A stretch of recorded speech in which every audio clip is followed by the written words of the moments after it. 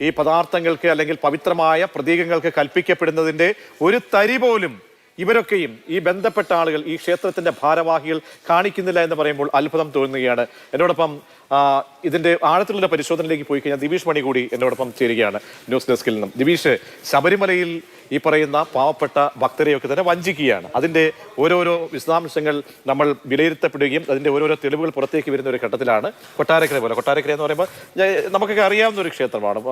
നമ്മുടെ എൻ്റെ സ്ഥലത്തൊന്നും വലിയ ദൂരമൊന്നുമില്ല, നമ്മൾ വല്ലപ്പോഴും പോകുന്ന സ്ഥലമാണ്. അപ്പോൾ അവിടുത്തെ കാര്യങ്ങൾ വളരെ പവിത്രമായിട്ട് നടക്കുന്നു എന്നാണ് നമുക്ക് പ്രത്യക്ഷത്തിലൊക്കെ കാര്യങ്ങൾ മനസ്സിലാക്കാൻ കഴിയും. പക്ഷേ ഇങ്ങനെ ഒരു കൊലച്ചതി ഈ വിശ്വാസികളോട് അല്ലെങ്കിൽ അവിടെ വരുന്ന ഭക്തരോട് കാണിക്കുമെന്ന് ഒരു വിഭാഗം അത് എല്ലാവരും അറിഞ്ഞുവെന്ന് നമ്മൾ പറയാൻ കഴിയില്ല.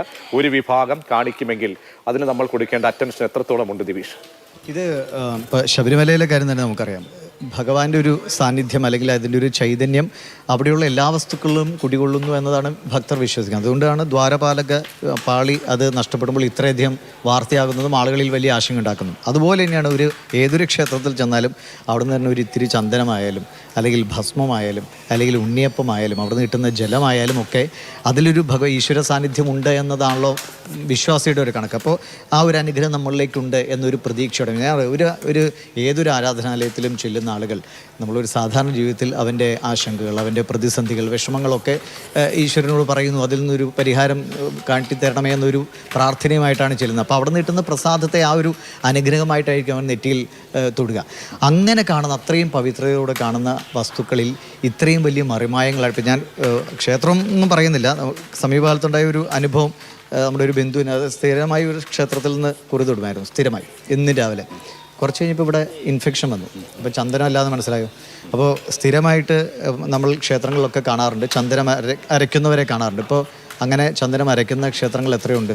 ഒന്ന് തപ്പിയെടുത്ത് നോക്കണം, കണക്കെടുത്ത് നോക്കണം. കുടിവെള്ളത്തിൽ നഞ്ച് കലക്കുന്നതിന് തുല്യം. അതെ, തീർച്ചയായും. കാരണം ഇത്രയും അമ്പലങ്ങൾ എന്ന് പറയുന്നത് ഏറ്റവും സാധാരണക്കാർ മുതൽ ഏറ്റവും ഏത് നിലയിലുള്ള ആളുകളും, പക്ഷെ വരുന്നവരെല്ലാവരും ഒരേപോലെയാണ്, അവർ ഭക്തിയോടുകൂടിയാണ് വരുന്നത്. അപ്പോൾ അവർക്ക് കൊടുക്കുന്നത് അത് എന്തോ ആയിക്കോട്ടെ, അത് പരിശുദ്ധിയോടുകൂടി കൊടുക്കാൻ അവിടുത്തെ അതിന്റെ ചുമതലപ്പെട്ട എല്ലാവരും ബാധ്യസ്ഥരാണ്. ഞാനിത് ഈ വാർത്തയ്ക്ക് മുൻപ് കണ്ണനെ ഫോണിൽ വിളിച്ച് ചോദിക്കുമ്പോൾ ഇതിൽ ചില ആളുകൾ അതിന്റെ കർമ്മം ചെയ്യുന്ന അതിന് നേതൃത്വം നൽകുന്ന ആളുകൾക്ക് എളുപ്പപ്പണി കാണിക്കുകയാണ്. അവർ ശരിക്കും ഇത് ചെയ്ത് അവരാണ് ചെയ്യേണ്ടത്. അവർ ചെയ്യുന്നതിന് പകരം എല്ലാത്തിലും ഈ പറയുന്ന അന്യസംസ്ഥാന അതിഥി തൊഴിലാളികളെ ഏൽപ്പിച്ചു കഴിഞ്ഞാൽ സ്ഥിതി അന്യസംസ്ഥാന ആളുകൾ ചെയ്തോട്ടെ, മനുഷ്യരാണ് ചെയ്യുന്നത്. അവർ ഇതിന്റെ ചിട്ടവട്ടങ്ങൾ പാലിച്ചാണ് എന്താണ് പാൻ മസാല, കള്ളിന്റെ കുപ്പി, ലഹരി വസ്തുക്കളൊക്കെയാണ് ആ വീട്ടിൽ കിടക്കുന്നത്. അപ്പോൾ എന്തുമാത്രം പവിത്രത ആ ചുറ്റുവട്ടത്തുണ്ട് എന്നുള്ളതാണ്. അല്ലെ, ഇതാണ് പ്രശ്നം. ഇപ്പൊ ഏത് മനുഷ്യൻ ചെയ്തോട്ടെ ആ ക്ഷേത്രത്തിന്റെ ആചാര അനുഷ്ഠാനങ്ങൾ പാലിച്ചുകൊണ്ട് അതിൽ നൽകുന്ന പ്രസാദങ്ങൾക്ക് വേണ്ട പരിശുദ്ധി നിലനിർത്തിക്കൊണ്ട് ചെയ്യുകയാണെങ്കിൽ തർക്കമില്ല.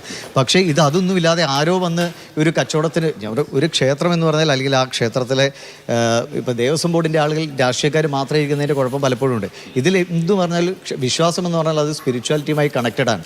ഒരു ആത്മീയത അല്ലെങ്കിൽ ആ ഒരു അംശമുള്ളവർ അതിനെ ആ നിലയ്ക്ക് കാണുമ്പോഴേ അവർക്ക് അതിലൊരു സ്വാർത്ഥത അതിൽ കൈയിട്ട് ഇക്കാര്യത്തിൽ ദേവസ്വം ബോർഡ് പ്രസിഡന്റ് ഒരു റിപ്പോർട്ട് തേടിയിട്ടുണ്ട്. ആ റിപ്പോർട്ട് മാത്രം പോരാ, കാരണം പല റിപ്പോർട്ടുകൾ ഇങ്ങനെ ഫ്രീസറിൽ ഇരിപ്പുണ്ട്.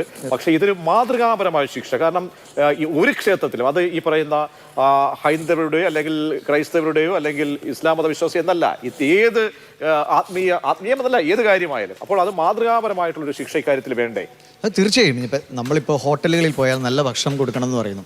അത് നല്ല ഭക്ഷണം കൊടുത്ത് പൈസ വാങ്ങുന്നതിന് ആർക്കും വിരോധമില്ല.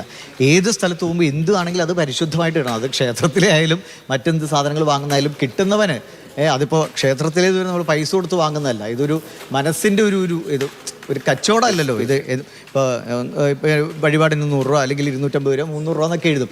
അത് അവിടുത്തെ നടത്തിപ്പിന് വേണ്ടി കൊടുക്കുന്നതാണ്. ഈ സംവിധാനം നടന്നു പോകണമെങ്കിൽ എന്തായാലും പണം ചെലവുണ്ട്, നമ്മൾ വിശ്വാസം പറഞ്ഞത്. പക്ഷേ ആ പണത്തേക്കാൾ ഉപരി അതിനൊരു മൂല്യമുണ്ട്. അത് വിശ്വാസത്തിൻ്റെ മൂല്യമാണ്, അതിൻ്റെ പവിത്രതയുടെ മൂല്യമാണ്. അത് സംരക്ഷിക്കാൻ പറ്റില്ലെങ്കിൽ പിന്നെ ഈ ദേവസ്വം ബോർഡിൻ്റെ തലപ്പത്തിരിക്കുന്നവർ വേറെ ജോലി നോക്കുക, അതുമായി പറ്റുന്ന ആളുകളെ ഏൽപ്പിക്കും. തീർച്ചയായും കണ്ടൻ ഇക്കാര്യത്തിൽ കൃത്യമായ രീതിയിൽ ഫോളോ അപ്പ് പരിശോധനയൊക്കെ തന്നെ കണ്ണൻ നായർ ടെലിഫോൺ കട്ടായിട്ടുണ്ട്. എന്തായാലും ദിബീഷ് ഇക്കാര്യത്തിൽ ദേവസ്വം ബോർഡ് പ്രസിഡന്റിന്റെ ഒരു അറ്റൻഷൻ കൊടുക്കേണ്ടതാണ്. കാരണം ദേവസ്വം ബോർഡ് പ്രസിഡന്റിനെ നമ്മൾ വിളിക്കാൻ ശ്രമിക്കുന്നുണ്ട്. വിവാദങ്ങളുമായി ബന്ധപ്പെട്ട് ഇത്രയധികം ബുദ്ധിമുട്ടുള്ളതുകൊണ്ട് കൊട്ടാരക്കര അതുപോലെ തന്നെ വളരെ എനിക്ക് തോന്നുന്നു ഇപ്പോൾ ഇത് ഒറ്റ ക്ഷേത്രത്തിലേ വന്നു എന്നുള്ളൂ. നമ്മൾ പല ഈ മോഷണം തന്നെ നമ്മളൊരു ക്യാമ്പയിൻ ചെയ്തപ്പോൾ എത്ര ക്ഷേത്രങ്ങളിലെ ഇപ്പോൾ പൂർണ്ണത്ര ഈശ്വര ക്ഷേത്രത്തിലെ, കോഴിക്കോട് ക്ഷേത്രത്തിലെ ഒക്കെ ഇത്ര കള്ളത്തരങ്ങൾ പുറത്തു വന്നതാണ്. ഇനി ചെല്ലുമ്പോൾ ഓരോ ക്ഷേത്രം ഏറ്റവും പ്രധാനപ്പെട്ട ക്ഷേത്രങ്ങളിലൊക്കെ വഴിപാടായി ലഡുവായി നൽകുന്നു അല്ലെങ്കിൽ പ്രസാദമായി നൽകുന്നതൊക്കെ അത്രയും പവിത്രതയോടെ ഞാൻ ഒറ്റ കാര്യമുള്ളൂ, അവിടെ പൂജ ചെയ്യുന്നവർ, ഇതൊക്കെ ചെയ്യാൻ അല്ലെങ്കിൽ ഒരുക്കാൻ നിയോഗിക്കപ്പെട്ടവർ, അവരൊക്കെ ചെയ്യുന്ന ജോലിയോട് ഇത് ഭഗവാൻ, ഇതിൻ്റെ പ്രധാന പ്രശ്നമുണ്ടല്ലോ, അവർ ശമ്പളം വാങ്ങിയിട്ടാണ് ചെയ്യുന്നതെങ്കിലും ഇതൊക്കെ നിങ്ങൾ ഭഗവാന്റെ ഒരു ഭാഗമായി ചെയ്യുന്നതാണെന്ന് കരുതിയാലെങ്കിൽ നിങ്ങൾക്ക് ഈ കള്ളത്തരം കുറയ്ക്കാൻ. തീർച്ചയായും നമ്മൾ ദിവിഷ് പറഞ്ഞതുപോലെ തന്നെ ശബരിമലയെ ബന്ധപ്പെട്ട് ഈ കൊള്ള വരുമ്പോൾ എന്തായാലും എല്ലാ ക്ഷേത്രങ്ങളിലും ഒരു പരിശോധന നടക്കുന്നുണ്ട്. അതുപോലെ തന്നെ ഇത്തരം സംഭവങ്ങൾ വരുമ്പോൾ എല്ലാ ക്ഷേത്രങ്ങളിലും അല്ലെങ്കിൽ ഇതുമായി ബന്ധപ്പെട്ട എല്ലാ ഇൻസ്റ്റിറ്റ്യൂഷൻസിലും ഒരു പരിശോധന ആവശ്യമാണ്. മാതൃകാപരമായിട്ടുള്ള ശിക്ഷ ഈ സംഭവത്തിൽ ഉണ്ടാകുമെന്ന് പ്രതീക്ഷിക്കപ്പെടുകയാണ്.